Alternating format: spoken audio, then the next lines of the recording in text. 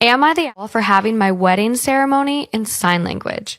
I'm 24 female, deaf, and growing up my parents got me bilateral cochlear implants and forced me into mainstream school. Never taught me sign language and never immersed me into my culture as a deaf person. They were actually pretty against me using ASL at all.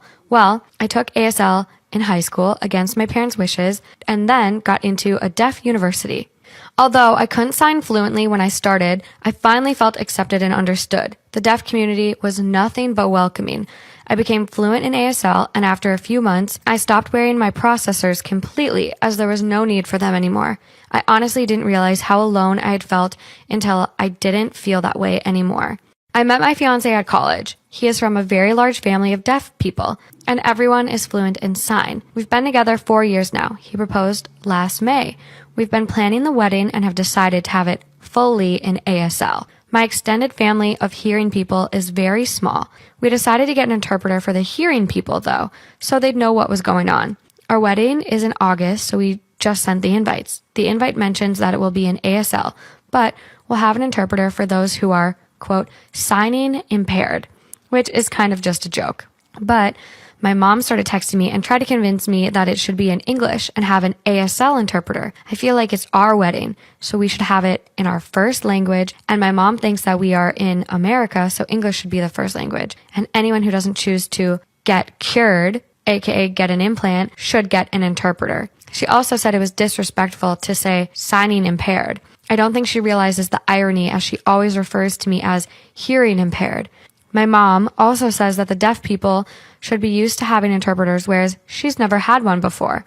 Am I the for not changing my baby's name again after I changed it for my sister once already? I have a 9-year-old daughter and another on the way. I had 2 grandmothers, Annie and Rose. I named my oldest Annabelle.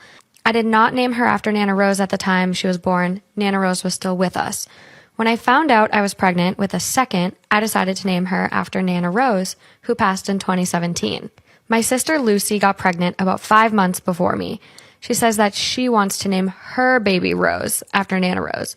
I say our kids can share the name. She says I already have Annabelle, and I could have named her Annabelle Rose or something, but passed on the chance. So I can't also have Rose. I figured this is not the hill to die on. So I say I'll look for something else. I then crack open a baby book, and after a few entries after Rose is Rosalie. It's perfect.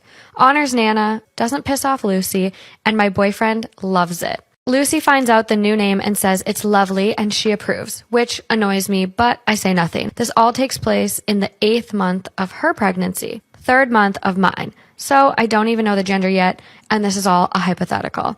A couple weeks later, Lucy gives birth. She announces that her daughter's name is Rosalie. At this point, I'm really annoyed because I went to great lengths to leave the name Rose available, and she's nicked my choice. Mom calls me to say she knew what Lucy was planning and hopes I'm not upset because this means I can now name my incoming daughter Rose. Except now I'm attached to Rosalie. Wow. Am I the asshole for refusing to meet my sister's surrogate? So, for context, in grades 7 and 8, I, 27 female now, was bullied. There were 2 boys in particular that instigated everything. There's only one who matters though, and I'll call him Jacob. In a nutshell, Jacob bullied me about bleeding through my pants because of my period and getting some of the blood on himself when he sat in my chair. Because of this, I was completely outcasted from the class and was always picked on by him and others. In 2019, my half-sister, I'll call her Tia, 29 female, got engaged to a guy she'd met on a dating app. Tia is also infertile. She unfortunately had ovarian cancer when she was 14 and now can't have kids. She asked me to come over last week and talk. When I got there, she immediately sat me down and said her and her partner want to have a kid and they were thinking surrogacy. I congratulated her and said that's great. I was genuinely happy for her until she asked me if I wanted to be the surrogate.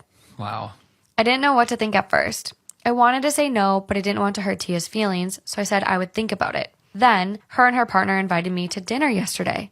Turns out the guy she's engaged to is Jacob. I'll admit my reaction wasn't great. I hadn't seen him in over a decade and I panicked. Luckily, they hadn't seen me yet, so I immediately hightailed it out of there and went home.